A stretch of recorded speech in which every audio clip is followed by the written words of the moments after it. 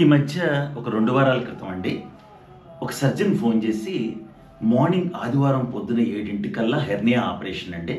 మీరు షార్ప్ 7 ఆదివారం మార్నింగ్ 7 కల్లా మా హాస్పిటల్లో ఉండాలని చెప్పారు. మరి మత్తు డాక్టర్ని కదా, షార్ప్ 7 కల్లా అక్కడ ఉన్నాను. సరే స్టాఫ్ని అడిగితే ఏమీ రెడీగా లేదు. స్టాఫ్ని అడిగితే సార్ మా సార్ కొంచెం జపం చేసుకుంటున్నారు, 10 నిమిషాల్లో వచ్చేస్తారన్నారు.